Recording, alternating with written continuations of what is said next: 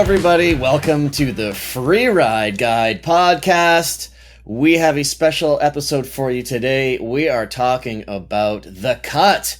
We're talking about the challengers. We're talking about who's made it to the next round, who's been relegated down and wants to get back to the FWT. So that is today's episode. I am here in the Low Pressure Podcast studios recording the Freeride Guide. And Derek, where are you, my man? I am in the Schloss Castle Hotel in Fieberbrunn. We're in like a 1800s castle that's a hotel. It's kind of wild. Hopefully our Wi-Fi is going to hold. Setting up for the Fieberbrunn Pro, the first stop of the FWT finals. And yeah, very exciting right now. The cut, the challengers, all about to kick off Region 1 and Region 2. All to play for a whole lot of riders that are looking to make their freeride dreams come true. Absolutely. Before we get any farther, you said you're in a castle? Yeah, man, this place is wild. It's like it's multiple buildings. There's towers. There's a tower above our room. There's a tunnel that goes under the road so it can connect two sections of the building. I think it was built in like 1870, and it feels like it. Honestly, it's pretty cool. Look, I'm sitting in a throne here. Did you see any ghosts yet? Oh, I haven't seen any ghosts, but 100% there's ghosts here. Sweet. Yeah, there's axes and swords and suits of armor on the wall. Like it's everything you'd hope for if you went to like a medieval tournament. Amazing. Well, that's a good segue because the riders are going to be on the Challenger are going to be battling as if it was a medieval tournament. Hey. So let's get right into it. Let's get started with the backslap line. We got a backslap email, and it says, and it's very topical for today's episode. Hey team, really enjoying the podcast this winter. Can't get enough of all things freeride. Wondering if you're going to give the challengers much coverage this season. You mentioned in the last episode that you'd cover it a little. I think the current format with the challengers is excellent for allowing the best riders to rise to the top. I agree. Also, it proves great exposure to these riders, which will hopefully legitimize more support for the sport in the future. Also agree. Anyways, will you guys be covering the highlights from the challenger events as well as the tour? Thanks and keep up the coverage. I seriously can't get enough. It has entirely consumed my life. Finbar Doig. That is a great name, Finbar. Thanks for sending out that email. What do you think, Derek?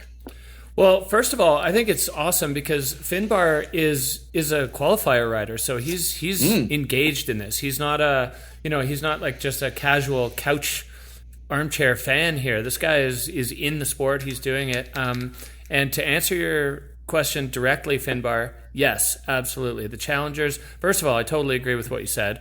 The challengers, one of the big aims is to legitimize that just step below the tour as a pro tour in and of its own right, and as it should be. I mean, the level of riding at that challenger tour in both regions is absolutely insane, in all four categories. So yeah, we're going to cover it. We're going to dig into who's going to it. Both from the qualifier side and from the FWT side, as well as a few, sprinklings of wildcards to keep things fresh and interesting. And as we roll through the remainder of the season, we're going to do our best to keep up with what's been going on the Challenger Tour because it is freeride and it's important. It's a huge part of freeride now. Lolo Best, the commissioner of the FWT, kind of described it the other day in a way that really resonated with me. He's like, this is part of the world tour now. There's riders who are getting cut from the tour, but they go back to the challenger, and sure, they have to fight against those coming up from the qualifiers. But if they are successful, they're back on the tour the following year, no different than those that made the cut for FWT. So it's a huge part of competitive freeride at the moment, and we're going to do our best to cover it. Actually, you put it extremely well. I don't think I need to add too much more. With the challengers themselves, obviously we're going to be invested and interested into it. And like you said, we'll do our best to connect for these episodes because, as you know, you're in Austria. I'm in Whistler. So when we can get it connected and we've got the Wi-Fi and we've got the technical, all the variables are working in our favor, then yeah, absolutely. So I'm excited for it as well. And I may actually get a chance to go to a challenger or two over here in Region 2. We will see. Trying to figure out if that's a possibility or not. So let's get right into it. I guess we should talk about the cut. Yeah. I mean, that's what's setting up these challenger events and the fields in them. At least on the FWT side, and it is ruthless. 50% of the people on the tour don't move on to FWT finals and don't have a guaranteed spot in the following season. So it's full on. Like, having to finish in the top half of your field, given the fields that we've got right now, is so gnarly. And I mean, I love it. I guess I hate it for the riders that don't get cut. I love it for the level of competition that it brings.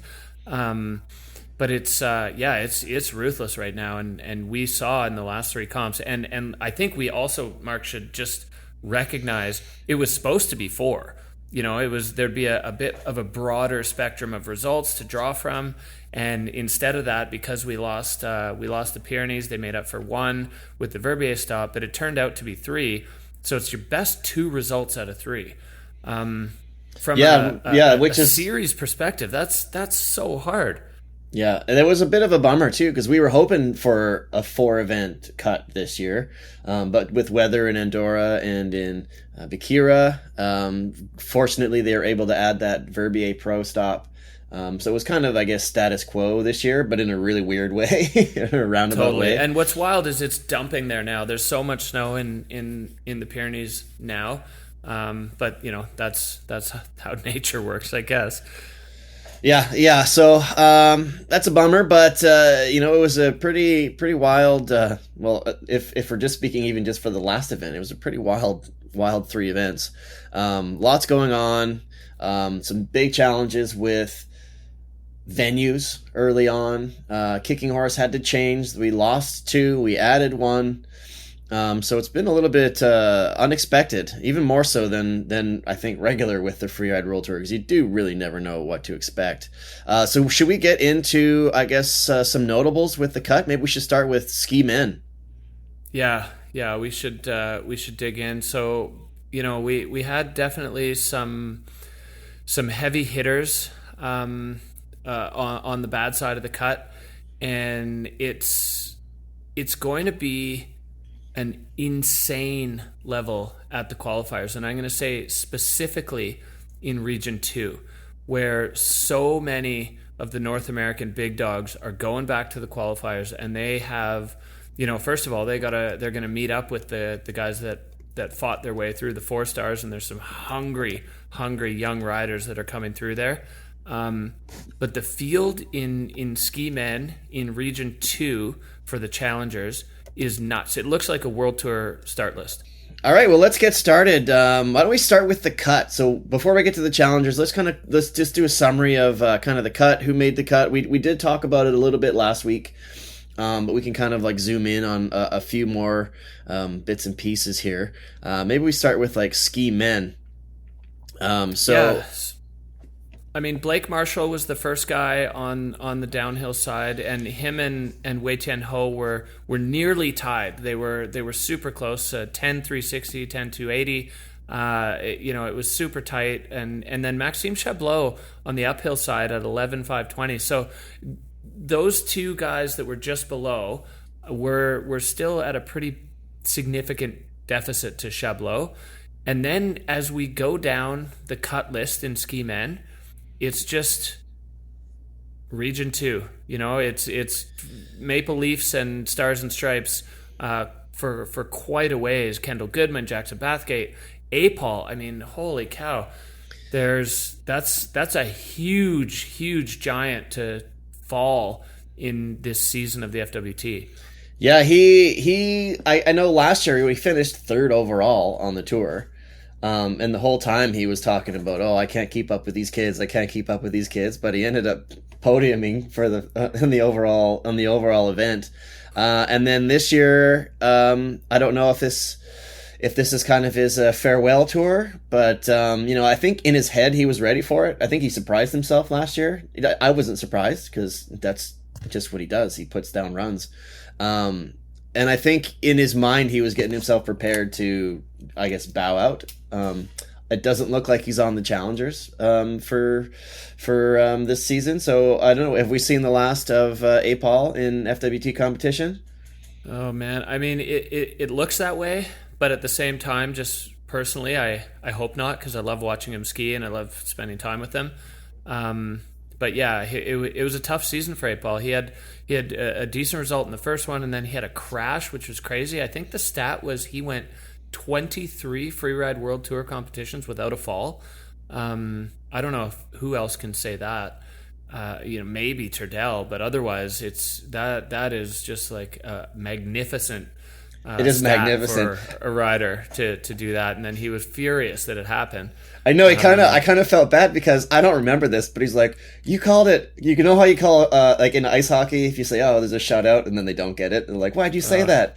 And he's like, no hitter in baseball. And yeah, I don't remember saying it, but he's like, yeah, you said I never crashed. And I'm like, wait a minute, did I? I don't remember. No, you cursed him. Yeah, he got mad at me. So I at least I haven't found out that proof. I can't prove it and I can't disprove it. But I figured I'd bring it up here just in case.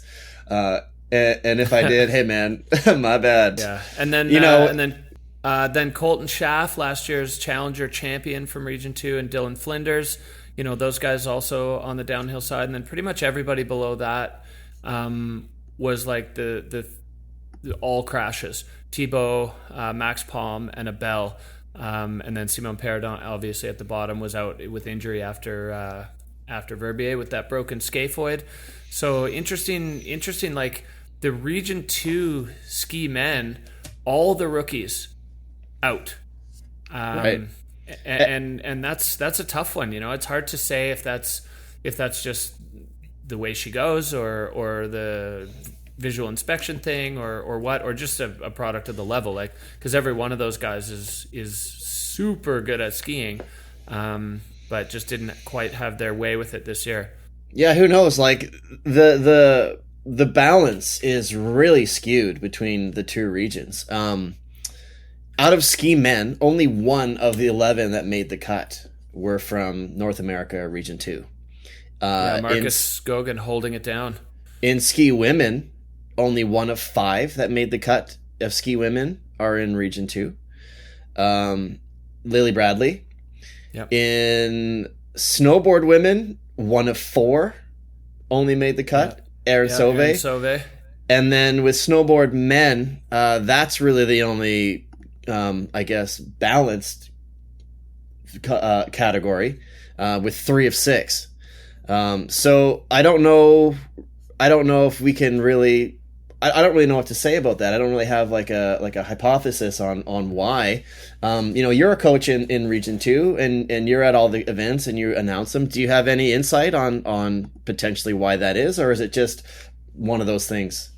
I think so. I mean, if you were looking around to shine a blame flashlight on anything, the only thing that I can really think of that sticks out is maybe visual inspection. Region 1 athletes do it from juniors on, and Region 2 athletes do it when they get to the tour. So maybe that, but my honest assessment is the Region 2 athletes that got cut were not cut because they were lost or because they didn't know where they were going. They just didn't have their shiny days in the 3 1.5 minute moments that they had to prove themselves at this level. And we've talked about it a lot before. A lot of this comes down in all the categories to like, whose day is it? Because everybody has the talent and the skill and the drive and the fitness and strength and everything to put down a winning run, but you don't always do it when it's time to do it. So I don't think I'm willing to blame the Region 1 inspection process for this kind of massacre, if you want to call it. Like, it is wild looking at the disparity between Region 1 and Region 2 in terms of who made the cut. But I don't think it's that. I think it's just like some of those people just didn't have their day when it needed to be their day. And that's kind of the way it ended up. So, the good thing is there'll be a new infusion of Region 2 athletes in all categories going forward, and we'll see how they stack up. And it is what it is. I mean, there's no qualifying made for that. It's purely on merit. It's purely on results, which is, in my opinion, at least, exactly as it should be. That they don't consider or give any consideration to any of that. It's 100% results based. And the good thing is, with the influx of riders coming every year, there'll be a new crop or the same crop again, which doesn't seem unlikely given the talent level of the guys that did get cut, that they could come straight back.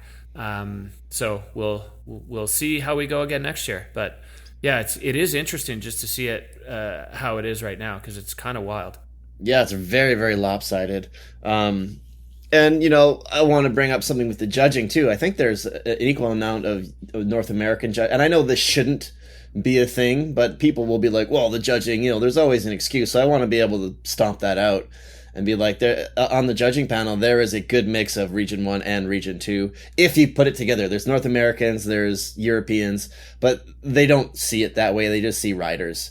So 100%. Yeah, so if anybody has an issue being like, oh, the judges are this or the judges are that, well, no, that's not it. No, it's equal. It's equal. There's a French, there's a Swiss, there's a Canadian, and there's an American, and that's your 4 judges. So it's totally balanced between the two regions, and they could not give a single hoot about where anybody is from. They're watching the riding, and again, I that's how it should be. It's great to have the representation from the different groups that are involved, but once you get to the tour, nobody's looking at your flag. They're looking at your board and your skis and your body and your riding and your line and everything, of course, that goes into it. But there's no consideration given to where anybody's from. No, and I want to make that very clear through this, because you get people being like, "Oh, the judge is this, the judge is that," in the comments, or the scrolling through YouTube or through Instagram, and people will have their opinions, but I don't want there to be anything other than I want to say our complete confidence in the judging and what they are, and their their credentials are solid. I have zero questions about who they are, how they're able to do it. So I want to make that very, very clear. Not that, and I'm not saying that because people are being like, oh, haven't that we didn't get a backslap about it or anything, but they're the easy targets. If something doesn't go your way, or if they have a rider in the fun bet and they don't get it, or you see a run that you may not think is what you think it is, well, they know more than you. They do it for they do it for a job. And I have all the faith in them to do what's right. Do they get it perfect every time? No, but they get it pretty damn close or right most of the time. You know what I'm saying? 100%. So that's my little judges tangent. Because I myself will be like, oh, I don't know if I agree with that. But then we've had these conversations and then rewatched the comp and then gone and spoken to them and been like, oh, wait, actually, okay, you're right. Okay. We and that's the nature of judge sport too. I mean, these are people watching people do stuff.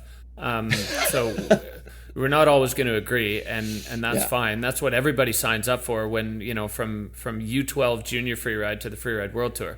Like, everybody understands that the judges are people and they're watching, and what their job is to tell you how cool you were based relative to the other people in your category. So that's what the sport is, and whatever. The people that aren't buying it are trolls, and they can suck it. All right, moving on to ski women. A couple big names on the backside of the cut as well. Molly Armanino, with that big scary crash that we had last week, but she's coming back to the Challenger. Addie Rafford is on her way back. Megan Batan. These are all podium finishers. I'm looking through. Yeah.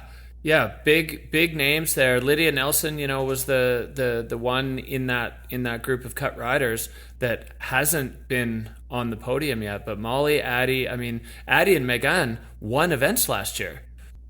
With the exception of like Lydia and Taylor, every ski women rider has been on the podium. Like, we talk about how close the field is. Well, this just proves it. So big names: Molly, Addison, Megan. Like, you could have been, and like we said, with the three event cut, one more event that could have completely changed.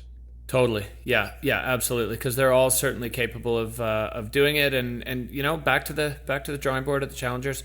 And what I think is cool is we now have some really solid precedents of riders getting cut from the tour, going to the Challenger, coming back, and winning the tour. Bally Rayner and Ludo Giadia did that last year. So it's sometimes you just have to go through that process to find your mental game or the resilience or whatever, all the things that go into this, and do that, and then you come back with a solid steel heart and you become world champion. So there's no, like, you do it, and you hope that that's you.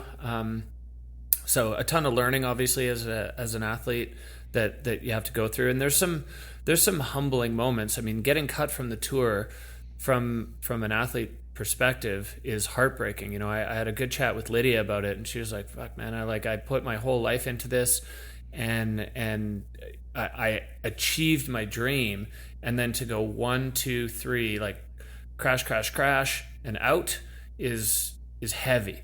That's hard to accept, but that's how we find out what we're made of." And I think that's where these examples of Vale and Ludo going back to the Challengers, requalifying, and then winning the title are pretty inspiring, and certainly show that it's possible. So yeah, big props to all those riders that are going to get back in the mix, and we look forward to seeing them back on tour next year.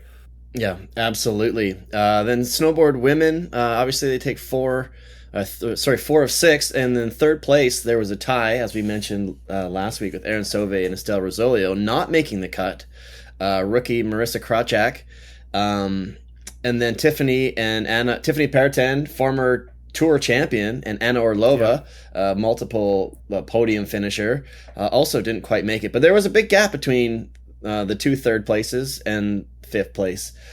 So we'll see. Yeah, so that one was actually quite clear, versus a couple other of the categories. And then it was kind of heartbreaking. Sorry to interrupt you there. It was kind of heartbreaking for Anna Orlova, because she had a banging run going in Georgia, and then just dipped her nose under the snow, kind of after all the features, and tomahawked. Her helmet flew off, and it was like a visceral reminder of how much these riders put into it, because she was furious.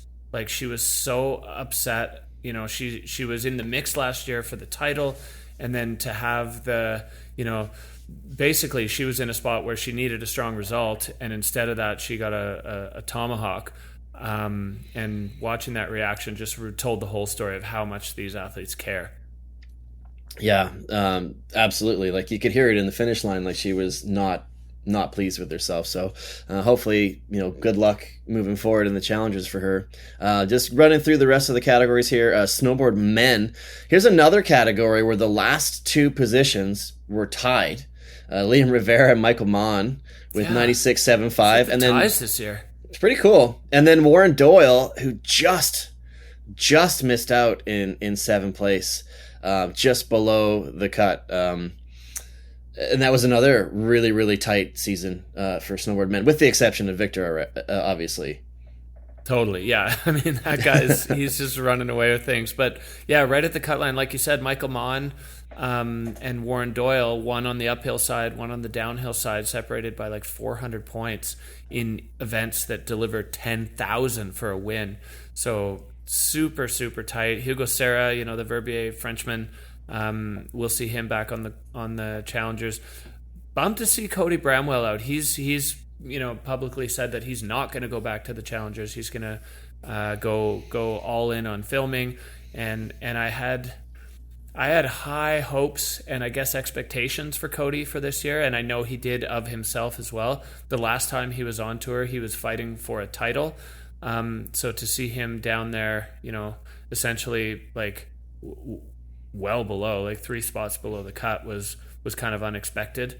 And as I said, I mean, I'm not speaking out of turn here. He felt this exact same way. And then Brian Stenerson, Gab Bleton, and Ludo. I mean, wow, the reigning world champion in 12th place out of 12. That's wild. Like, talk about like tumbling off the throne. He's gone from champ to out, and I hope we see Ludo go back and battle through again. Yeah, like you said on the broadcast, if this is my last event, thank you very much. But, we've been given a list of riders who were relegated to the challengers, and Ludo's on that list. So I'm hoping it doesn't say he can't get enough. He cannot get enough. Yeah. So I'm hoping this is like who have committed. I haven't been able to determine whether this is just who got cut from Region 1, or these are people who are actually attending. So we'll follow up with that when we find out.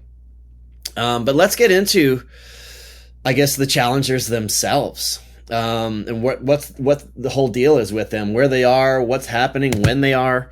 So the Region 1 roster was announced, FWT Challenger by Orage. And we've already, of course, we've explained it. The FWT riders get dropped, the qualifier riders get elevated, and they battle it out to get back onto the tour. So the cut's officially taken place, and the FWT Challenger by Orage 2024 calendar is as such. For Region 1, Monterosa Freeride Paradise, the FWT Challenger. That's in Italy. Next week, actually, the 14th to the 17th of March. Yeah, it's soon. Are you going to be, I guess the FWT is coming up in a few days, so you're going to be there. I'm going to stay in Fieberbrunn. Yeah. About to Grisonnet for that one. And then the next event is March 21st to the 24th. It's the X-Override Kitzsteinhorn ZLMC Kaprun FWT Challenger in Austria. That actually replaces the Jasna Adrenaline FWT event, which has been they've been doing that for a couple of years. Do you know why they made the change? In Slovakia. I don't know. There's a lot of rumors that they spent too much money on their Alpine World Cup.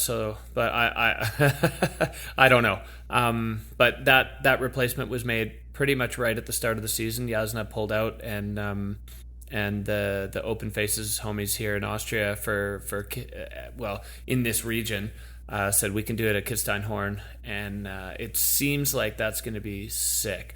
Like, they have great snow there, they have really good venues, so looking forward to seeing what goes down there in the Kitzsteinhorn X Override. Nice. Next is the French Freeride Series, Avoria FWT Challenger. That's March 29th to the 1st of April in Port du Soleil, which I think is one of the biggest linked resorts in the world. I think it's something like huge. That. If I'm not mistaken, have you been there? Have you been there? Oh, sorry. Yeah, you were. Yeah, I have actually been to Avoriaz. It's cool. It's the Port du Soleil is insane. It covers. It goes across the border between Switzerland and France. Avoriaz and Morzine is actually where Oscar Mandin is from, and they're a new stop on the Challenger Tour this year, and they're hyped on being able to host it. So also a huge snow year in that zone. So looking forward to what that one's going to deliver. Right on. And then Open Faces Obertauern. I don't know if I'm pronouncing that right. And that's another FWT Challenger in Austria, April 6th to the 10th. So we're getting kind of late into the season. We're talking spring skiing here almost. I'm thinking melt freeze overnight, wait till the afternoon till it softens up. Is that kind of a fair assessment of what we can expect in these comps?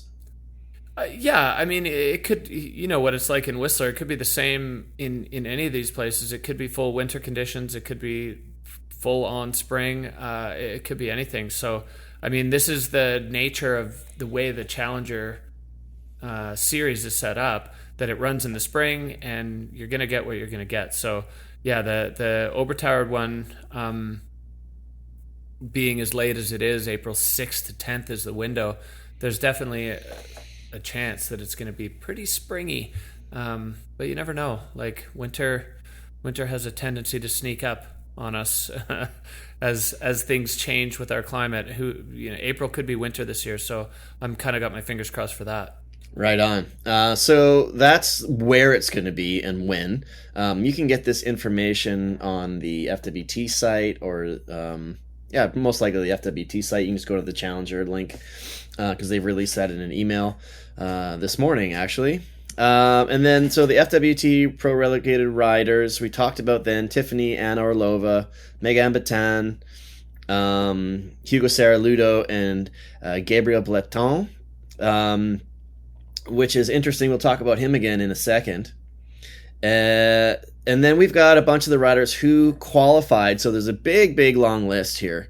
We won't talk about them all, but you can get this information on the website. But a couple I'd like to point out is Lucas Bennett is actually a Canadian who is on the Region 1 qualifiers, or I guess the Challenger Tour. Yeah, he's Worcester Freeride Club kid. He's the current junior freeride world champion. He won in Kappel back in January, and as an 18-year-old, he was then able to switch onto the qualifiers and earned his way into the Challengers, pretty high up, honestly, for a young guy. He's in 7th on the qualifier ranking, so he made the Challengers easily. And Lucas basically is doing a gap year, living in Verbier, having a blast hanging out with the Verbier squad, the Legory kids. You know, it's Bender and Alex Williams and Simon Perdon and all those guys that are just like having a blast being young hooligans in the freeride world. And it's kind of fun to see Lucas as a Canadian in the mix in the Region 1 Challenger series. So I'm excited to see what the young gun can do there. Because based on what we just talked about with like the disparity between the two regions, maybe he's doing his part. He's sneaking in over there. Totally. So he can take away one of their spots. Yeah, I do want to talk about the number 1 qualifier out of the 4-star series, Edvin Olsen, the Swede. This guy dominated the 4 stars. I think he won everything he went in. So it's exciting too, because with the Swedish squad, like we've had Christopher Turdell and Carl Regner Eriksson kind of holding it down. We had Rene retire last year. We had Max Palm cut from the tour. So could be very exciting to see Edvin if he's able to hold that form and put another Swede on the World Tour. Yeah, they'd be stoked. There's another Swede in 3rd place with Niels Wersen, Virgilie Didier from France. A bunch of names that I don't really know fully well because, I don't. Whistler. Yeah, I live in Whistler, but I haven't really been fully immersed in the qualifiers because there's just so many of them. So this is a great opportunity to kind of see some of these names, not only for people listening, but for me and for us as well. Like you have a pretty good finger on the pulse because of Whistler Freeride Club, and like you're involved in kind of the feeder tour as well. So this is great to kind of get familiar. Like a couple names I'm noticing here, Max Zimmermann. From Germany is a name that we've seen quite a lot in the last year or two. Here's one I want to talk about that we just spoke about. Gabriel Bleton has qualified for the Challengers on skis. Yeah, so he sick. He gets cut from the tour. He misses the cut from the tour snowboarding, and now he's making the Challengers on skis? Yeah, so officially he is qualified for both ski and snowboard because he as a cut tour rider, he gets a spot on the Challengers. So that's for snowboard. But he also did the 4-star series as a skier and qualified for the Challengers on skis. So I mean, I don't even know where this is going to go. Like, is he going to do all 4 of those Challenger comps in both disciplines. You know what? Like, this guy is a wizard. Obviously, he's extremely talented, because it's not a given that you make it. Like, you have to qualify in. He already qualified for the World Tour at snowboarding. Sure, he didn't make the cut, but you're still at that level. And then to then also qualify for the Challengers on skis is an incredible achievement. So I'm really excited to see what, like, choices, if he has to make choices, or if he's able to just do both. I mean, what happens if he qualifies for the Tour in both disciplines? Then he'd have to talk to Lolo and whoever and be like, hey, can you make sure that either Ski Men starts and then Snowboard Men goes last, or vice versa? Exactly. Just so I can hike back up. Yeah, so I can get down, swap out my gear like a triathlete, and then, like, get back up to the top. He needs to have, like, a support team with, like, his board and his boots all ready to go. I can just, like, swap them. Like, that would be fantastic. Can you imagine if he wins, say, the first 2 events of the Challenger, or does really, really well, and is able to keep those scores, and I'm like, all right, well, it looks like I'm going to be making it, potentially. Although you have to be, top 3 in the Challengers for Ski Men? For ski Men, it's top 4. Snowboard Men, it's top 2. So he's definitely got his work cut out for him in this stacked field on both disciplines. But I'm just never mind what happens with Tour qualification. The fact that he's done this is so impressive. Yeah, it's pretty sweet. Ridiculous. Absolutely ridiculous. I'm excited to see kind of how it works. And then with the Challenger, is it like best 3 of 4? Like, do you throw away exactly. a comp like you do in the FWT? Yeah, and it's a little weird because in Region 2, so North and South America, there's 3 events on the Challengers. And this year, for the first time in Region 1, there's 4 events. So the Region 1 riders are going best 3 of 4, and Region 2 are going best 2 of 3. So it's a little funny, and for whatever reason, Region 1 decided to add a 4th. I think there was some concern about the Yasna stop, maybe, which proved to be well founded.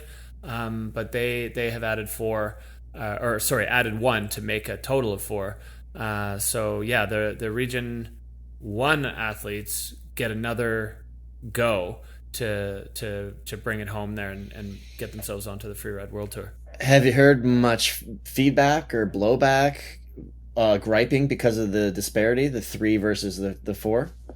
Not really. I mean, a lot of the reason for it being 3 was to keep this accessible and affordable for riders who have already done a full series of 4-star events. So for the Region 1 riders to have to do 4, it's going to cost them more money to do all 4. There's definitely a possibility that if you nail your first 3 events, you just don't even show up for the last one because you won't need to, because right, whatever you get's going to be a throwaway. Because that's a lot of travel. They're in Italy, and then they're going to Austria, and then they're going to France, and then back to Austria, which is a big, big mission. And those are 1 week apart, each of them. So that is a lot of travel. Totally. At least it's Europe, so everything's super close together. Well, I guess Italy to Austria is still a good distance on a train. I guess I'm thinking in our standards where 5 hours is light work. yeah, exactly. You drive from Whistler to Kicking Horse and it takes 10 hours. You're like, it's minor. All right, so we have another really interesting wild card. Another American, but who has been living and spends a lot of time in Sweden and Europe, is Alex Hackle.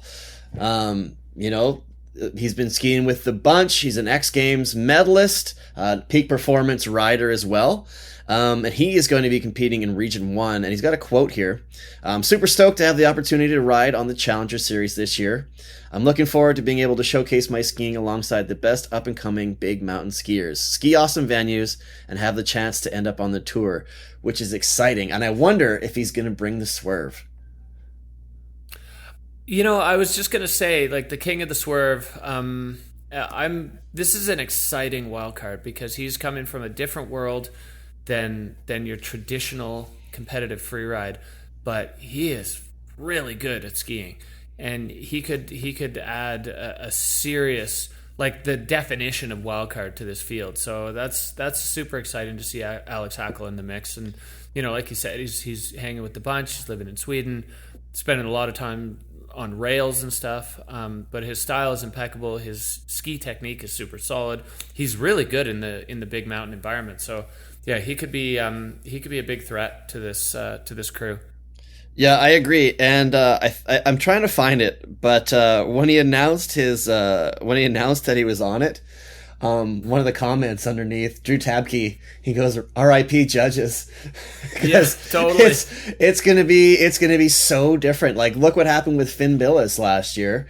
There were events that they just didn't understand what he was doing. With some of the reverts that he was throwing down, like on slope, and when he was on last year, he had a lot of really long, in-depth conversations of trying to understand where they're coming from and then trying to get them to understand what he's doing so that they can say, like, oh, okay, we get this now. I understand you. You understand me. This is what we're doing. And I bet you a lot of that's going to happen with Alex's riding. I could be wrong, but, knowing his style, it's very, very different from what we've come to expect.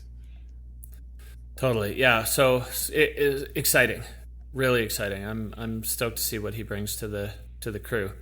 So let's move on to, I guess, Ski Women in Region 1.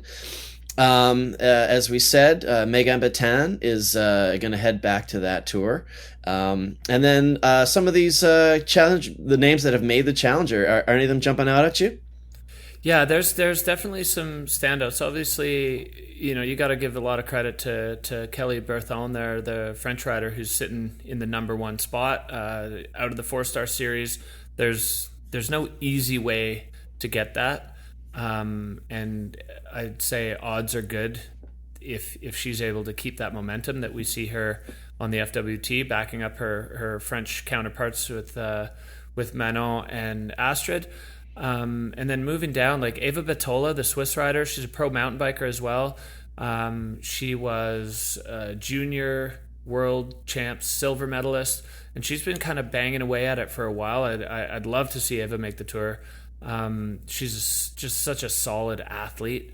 I think she can definitely. She's kind of one of these riders that can be a victim to just biting off too much, always looking for the biggest move on the face, which is, from a fan perspective, awesome. Like, love to watch it. But I think as she matures as a person, she's probably maturing in her riding, and she's put herself right into the spot. Mia McNabb was the one right below the cut last year to make the tour, and then like Jenna Keller, she's been at it for a bit. She's a ski instructor out of Verbier. It was like ultimate technique.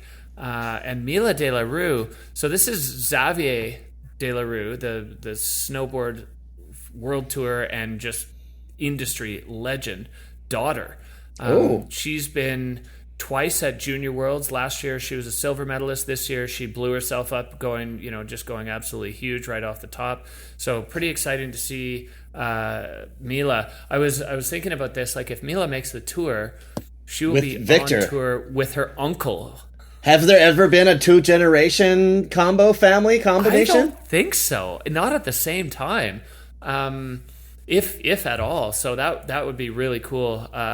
Just from a story perspective, if Mila is able to pop straight out of juniors, battled her way onto the challengers, and is actually able to make the tour first go. Because, like I said, she was at Junior Worlds this year, so she's brand new to adult competition. I love how she's on skis too.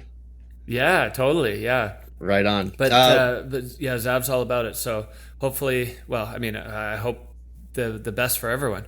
Cool. And then Snowboard Women in Region 1, Tiffany and Anna are back on the tour. And it looks like 1, 2, 3, 4, 5, 6, another 6, 7, 8 competitors. Claire McGregor has made the Challengers. That's a name that we all know as well. Yeah, Claire, former tour rider. She's looking to make her way back onto the tour. And then, at least from a North American perspective, a lot of these snowboard women riders I don't know very well. So I'm looking forward to see what they bring to the Challenger. and 2 of them are coming to the tour, so they're going to have their work cut out for them with the Snowboard Women field that is currently on tour, because it is strong right now. Absolutely. And then Snowboard Men, as we said, Hugo Serra, Ludo. It says Gabriel Breton, but we'll find out if he's snowboarding or if he's skiing or if he's doing both. And then another name, another name that we can recognize here is a guy that was on the tour and then getting cut a couple years ago, Enzo Nilo. He's back to the Challengers. He's trying to make his way back to the FWT.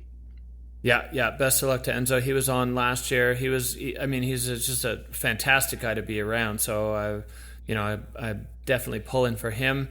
And then similar here to the Snowboard Women, there's a lot of these riders that I just don't know. So I know that the field is strong, but I'm looking forward to seeing which of these 2 are going to pop their way up into the FWT ranks and see how they stack up against the current field, because it's thundering right now. Like, the Snowboard Men are going for it.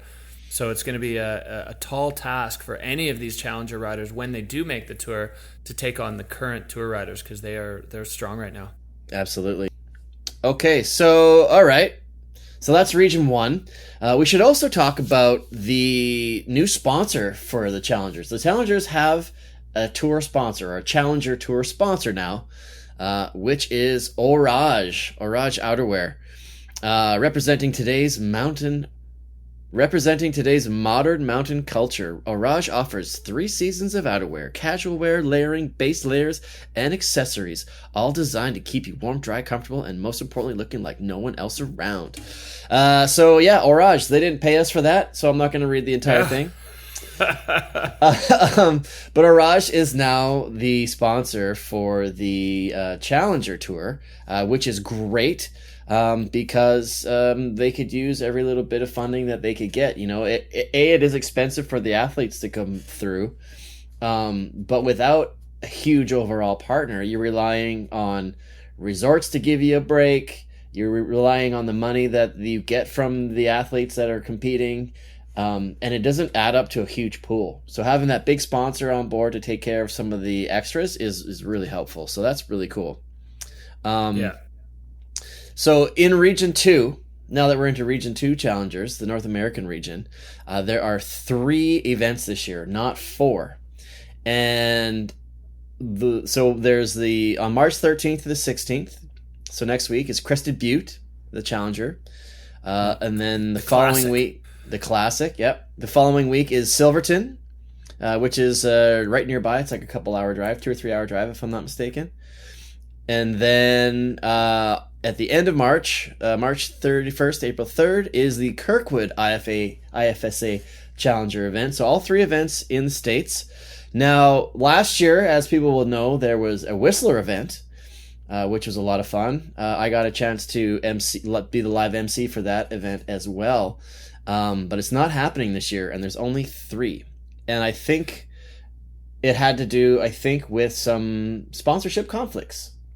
Yeah, I mean, Whistler Blackcomb was on the Challenger schedule up until a month ago, maybe not even.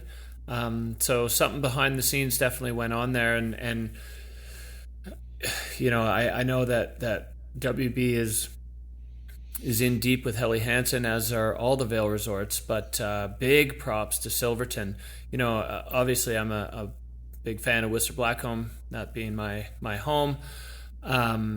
But Silverton is a pretty excellent compromise. I mean, that place is very special in North American skiing. Like, you got to check it out. It's one lift and then ski touring and or heli access in this enormous range.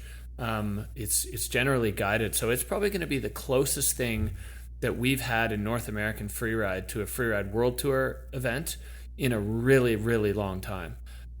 So I think, out of every tough thing comes something good. And yeah, it sucks that we lost Whistler. It's tough for the community, and it was really cool to have high top end adult freeride back at Whistler Blackcomb. But getting Silverton in the mix now is huge. And I could see I don't want to make any wild statements, but I could see this challenger event morphing in some amount of time into a world tour stop. Like Silverton is that good. So that's interesting. It's pretty, I think it's pretty exciting that they're on board, because it's a tiny operation. So, for them to be throwing resources at Freeride at the highest level in North America is very exciting. Was the Silverton event a replacement for the Whistler event, or did they just drop the Whistler event? Because there's only 3 in Region 2, but there's 4 in Region 1. Yeah, no, there was never going to be 4 in Region 2. So Silverton is a direct replacement of Whistler Blackcomb. All right. And it's interesting, I don't know the ins and outs, and you don't know the ins and outs. Like, we've been trying to find out, but we haven't really been given any solid information. Kirkwood is a Vail resort as well. So I don't really, I can't really tell, like, I don't know what's going on behind the scenes. So I don't know if that's the thing or not. Maybe it has something to do with the Canadian version of that partnership or what. But, isn't Crested Butte a Vail resort as well? Yeah. So there's, I don't know. I don't know what to tell you. Yeah, we don't know. So if anybody knows, we'd love to hear your information. But being that as it may, it's sad that the Whistler Challenger isn't here, because it was awesome last year up in Diamond Bowl. I saw some lines go down that I have never even thought of. I didn't think were possible. I've skied that face 1,000 times, and I saw lines that I'd never even considered. So that was really, really cool. The Region 2, the field size is 49 qualifiers, 10 cut FWT riders, and 18 wild cards, so 77 athletes. Another really cool bit of information too is all of the challenger events are going to be live streamed on Free Skier Magazine website, which is going to be really, really cool. So not only is the Challenger Series getting a new sponsor with Orage, they're getting some extended visibility being streamed on a site like Free Skier, which has a huge online presence. Yeah, that's such a big deal.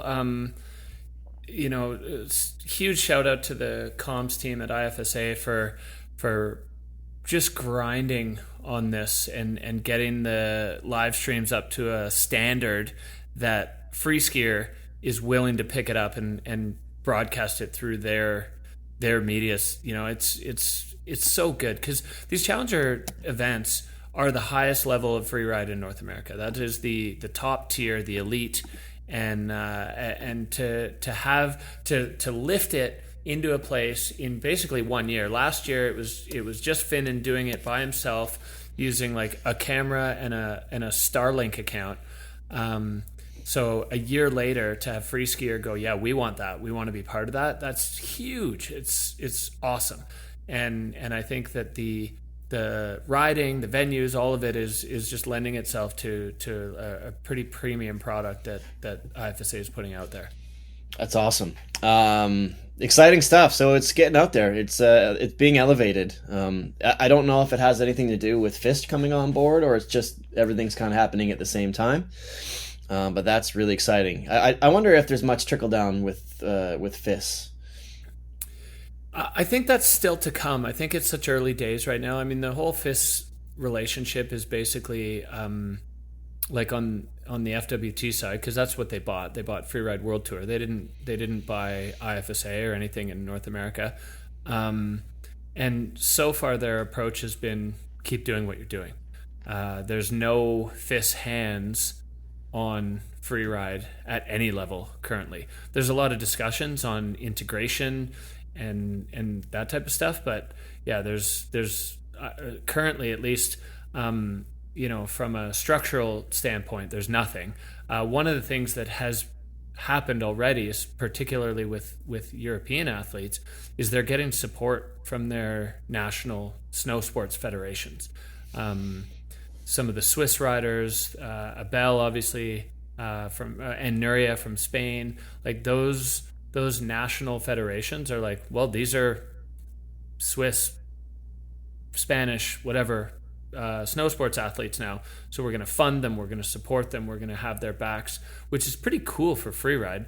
You know, coming from the sort of foundation of like a ski bum sport, it's exciting to see that there might be some backing from some bigger fish. So I think, you know, at least right now, that's like the only thing that FIS has changed in the sport, and that one feels positive. But in terms of like structural stuff, there's not even a hand on the rudder. It's like, you guys keep doing what you're doing, it's going good, so we're not gonna get involved. All right, well, interesting to know. So let's get to these names. So Ski Men, coming down from the cut, Wei Tian Ho, and we all know that last year he was given a wild card to get on the Challengers, and he decided, no, I'm just going to make it there myself. And then he put himself on the Freeride World Tour. So he's going to be back in familiar ground. We've got Kendall Goodman, who is a rookie on tour, Dylan Flinders, rookie on tour, and Jackson Bathgate, rookie on tour as well, who made their way up to the FWT through the Challengers last year. So this isn't unfamiliar for them, as well as Colton Shaft. So a lot of the rookies, maybe they needed that first year to figure out what the tour is all about. They have a good idea, get back on the Challenger, get back to the tour, and then, you know, throw down. Light it up. Yeah, and then a couple guys from Freeride South America. You know, those folks are building their series rapidly. So Nacho Bertona and Dante Ginaka coming out of the FSA tour, and those guys earning their spot by winning the Freeride South America tour. So that kind of stamped their ticket into the Challengers. So it's going to be interesting to see how they stack up in this field. Freeride South America is blowing up rapidly, and the level is going, you know, through the roof really quickly.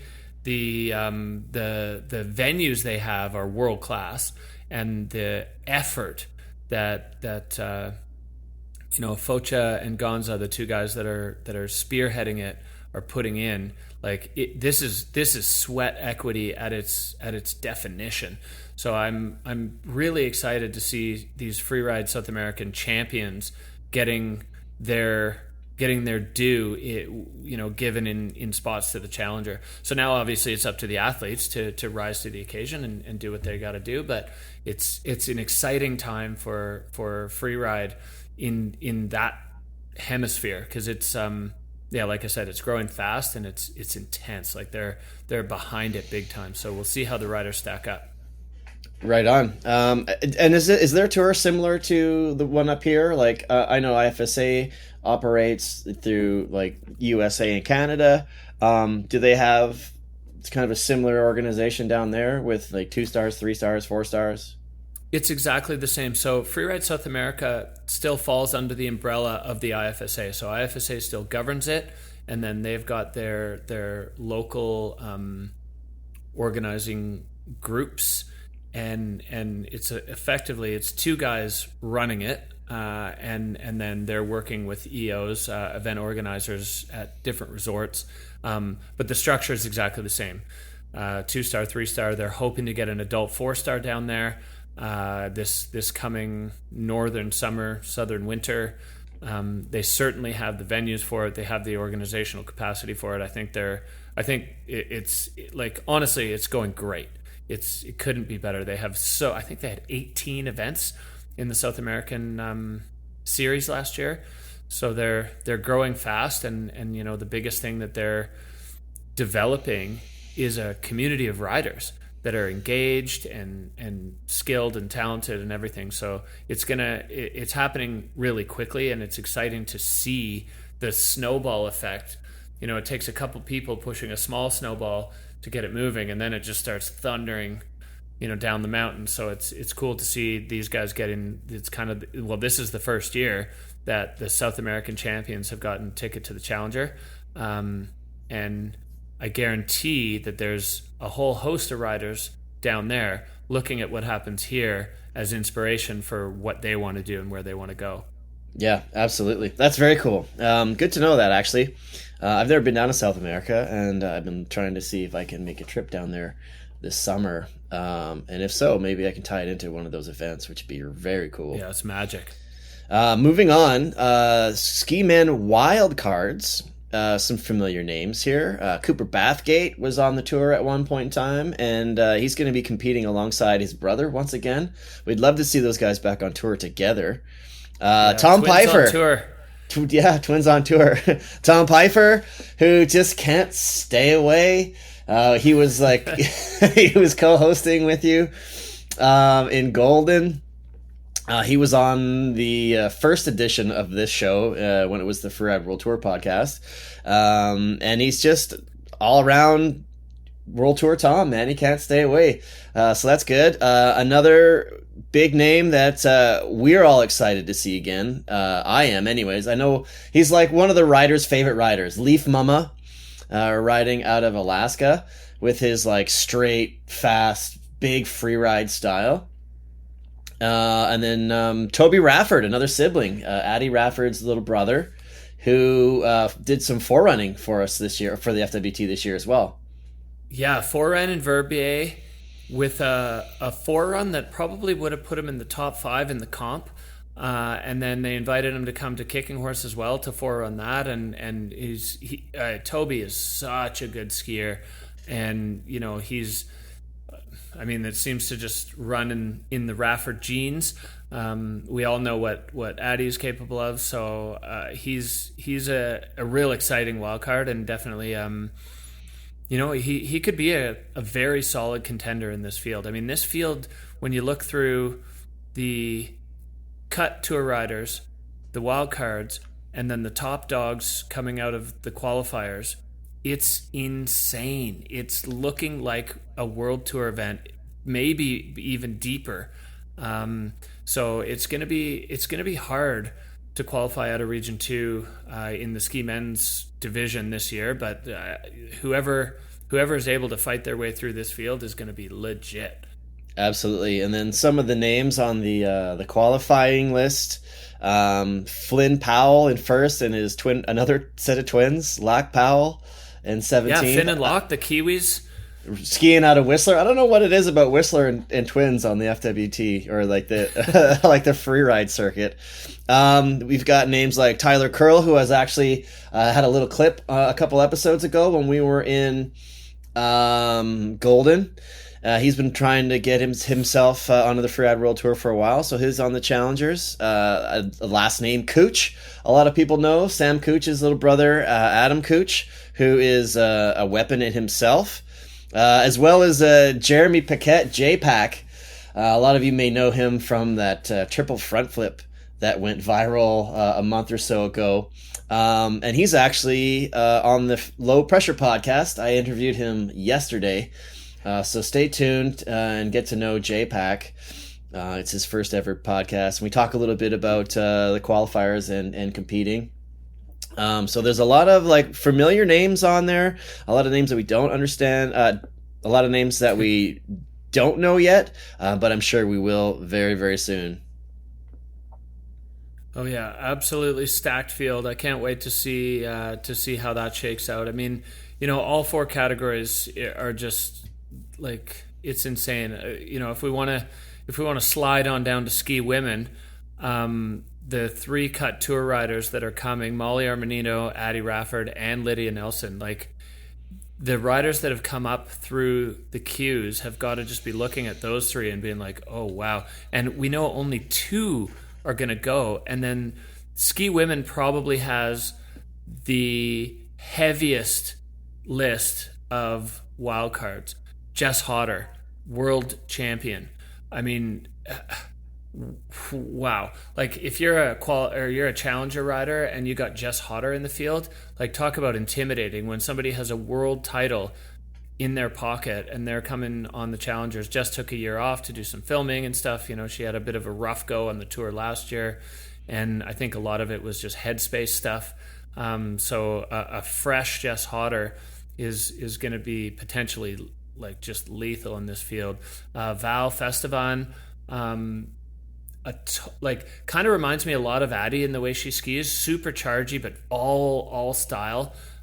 So really exciting to see her in the mix. Hazel Harris last year, one of the strongest girls in the junior field, and doing like, I don't know how to put this. It reminded me of Jen Ashton, like doing things that no other girls were looking at. Not looking to win the girls' field, but looking to win the day. So Hazel Harris, another real exciting one. Piper Kunst, I mean, Queen of Corbetts. She was second in the Scandinavian Freeride Championships last year to Justine Dufour-Lapont, the world champ. So she's like just radical, and she did 1 4-star this year at Snowboard and won it. So she's coming in on a like a roll of momentum and confidence. So super exciting to see where Piper's gonna stack up in this field. And Agostina Vieta, that's your Freeride South American ski women's champion. So same as we talked about in ski men, FSA putting forward their champs to have a go in the ski women's field. And then Mark, like this field from the qualifiers stacked as well. Like Delilah Quinn, who was a former tour rider as well. Like there's so much, and we didn't even mention the FWT 2025 qualification. So out of Region 2, there's going to be 4 male skiers, 2 female skiers. Out of all of those names, 2 male snowboards, and there's going to be 1 female snowboarding. And we've been informed that the FWT is exploring maybe a 3rd snowboard spot from the World Series. So, potentially 3 riders between Region 1 and Region 2. It will be 3. It will be 3. So the second place qualifier from one side or the other will go. And that will be a decision taken collectively between IFSA and FWT. So that's going to be a tough one. And the goal there is what about based on points? Yeah, potentially. That's probably what it'll come down to is who was closer. Right. But the long-term goal is that 2 qualify from each side, and I hope that happens sooner than later. Like it's definitely time to pull 2 snowboard women from each region and bring them to the tour and expand that field. I agree, because this year was fun to watch, and it was the level is getting elevated. Moving on to Snowboard Men, from the FWT, the cut, Warren Doyle, Brian Stenerson, and then a name that we're familiar with from a few years ago, wildcarded, is Blake Ham, back on the Challengers, trying to make his way back onto the tour. I love Blake. I'll just tell you, Me too. like Blake is just like that guy you're like, I want to hang around him. He's got such good energy. I just want to be near that dude. Yeah. I feel the same way, and I was really hyped to see that name pop up on the challenger list for a wild card. So obviously Doyle and Stenerson, those guys, they were both, well, especially Doyle was super close to making the cut at the FWT. So he's going to be probably riding with a chip on his shoulder in the challengers to get back there and put himself back to where he feels like he belongs, and I think a lot of other people do too. And then Tadeo Leslie, that's your Freeride South America champion of Snowboard Men. And then there's a whole bunch of really, really solid riders. Tavo Sadeg, like he was a junior pretty recently. Bozak's been in it forever. That's your second place Q's guy. And then going down the list a bit, I want to mention, because we talked about it with Gab Bleton, Nigel Ziegler out of Whitewater. The Whitewater crew, ski men and ski women, really well represented. Nige was a silver medalist at the Junior Freeride World Championships on skis, and he is now in the mix on a snowboard in the Challenger. He switched. He decided he was done with skiing because it was hurting his ankles, so he started snowboarding and immediately realized he was awesome at it. And so I think it'd be very cool to see Nige, another one of these kind of dual sport athletes, right in the mix here on the Challengers. Yeah, well, what a wild theme that's developing. Hey, everyone's like, it's either one or the other. Now you're like, well, why can't you do both? That's that's wicked. So yeah, two people from Snowboard Men make it through, and then for Snowboard Women, there weren't any cut riders that are listed here from the FWT. So I guess Marissa isn't going to be competing. Yeah, I mean, Marissa came from not exactly this world. She came from the film world, and she was a wild card on the tour. And getting cut, she's decided that she's going to go back to her roots. And she's I kind of understand that. And then the other Region 2 snowboard woman who is on the tour, Erin Sauvé, currently sitting in a tight third for the overall. So she is on the good side of the cut and staying on tour for FWT finals. Yep, absolutely. We've got a great wild card, a very familiar name again. Michaela Davis Meehan is a wild card on the tour, the Challenger Tour, as well as Lila Yeoman. Do you know Lila? Yeah, I do. Yeah, Lila, two-time junior world champ. She's an exciting prospect. She's rowdy. She gets after it. And this year, she was back at Worlds as a junior for the third time, and seemed to just take a completely different approach. She went like pedal to the metal. I think going for like a record score or something, and she went down swinging. She didn't stomp her run, so she was not able to three-peat as junior world champion. But yeah, she definitely had the bullseye in her eyes. So will be pretty exciting to see the Michaela as a wild card is I'd say like a veteran in the sport, and Lila, up and coming, young gun, super hungry, kind of reminds me a bit of Anna Martinez, also former junior world champion, who's now kind of holding down the top spot on the world tour, coming into finals. So yeah, Lila is an exciting wild card, and then you've got the rest of the field. Audrey Hebert, a consistent standout on the Challenger Tour, first place qualifier. So, and then all the way down, like there's so many strong women in the snowboard field that it's going to be a hard one, for any of those women to earn that one spot, and then hopefully the second one, is going to get through as well. Right, and I like that the FSA, the Freeride South America, has two entrants in the women's snowboard. Isadora Asler and Macarena Bravo. That's another great name too. That is a good name. Macarena Bravo. Because with the Snowboard Men, there's only one. It was Ski Women, there's only one.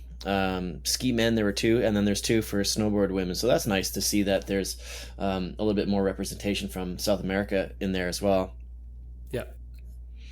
Sweet. So that kind of is the summary of what's going on with the challengers.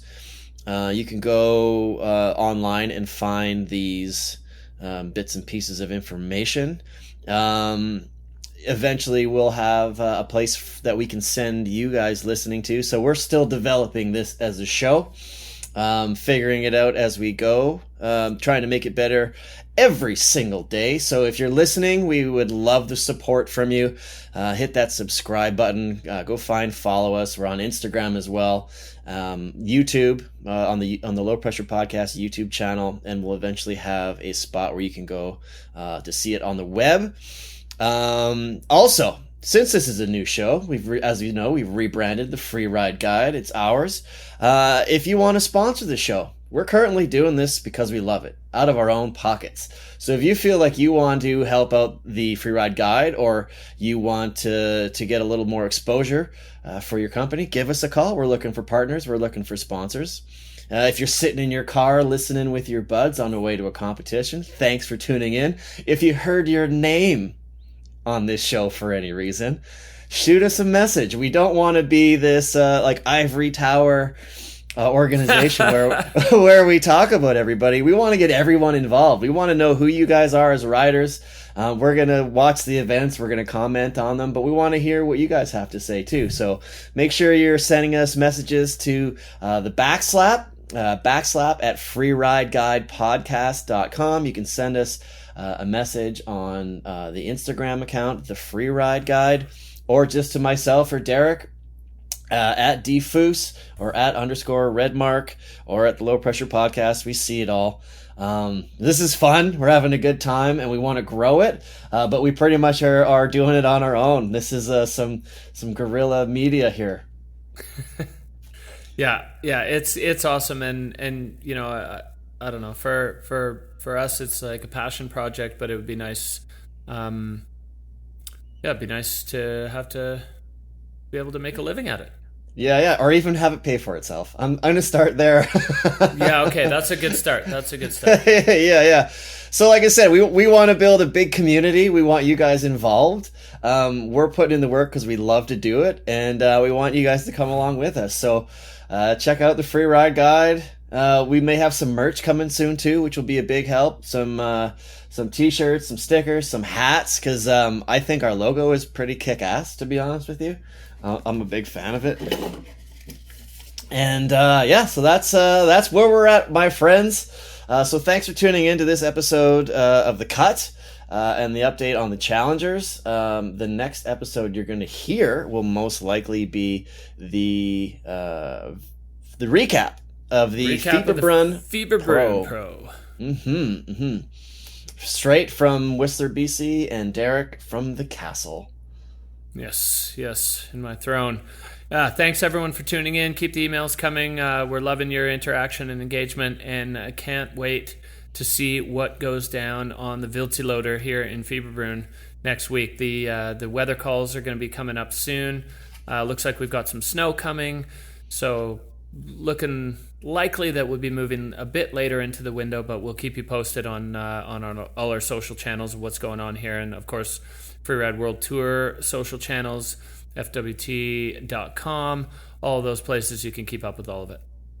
Right on. So thanks for tuning in, everybody. Thanks for listening to the Freeride Guide and helping this thing roll along. I'm having a good time, man. And thanks to you, Derek.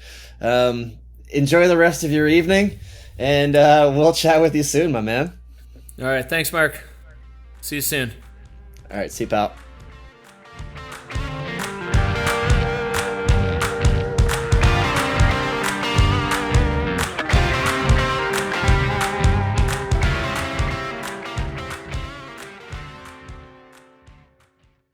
This has been a Redmark Media production.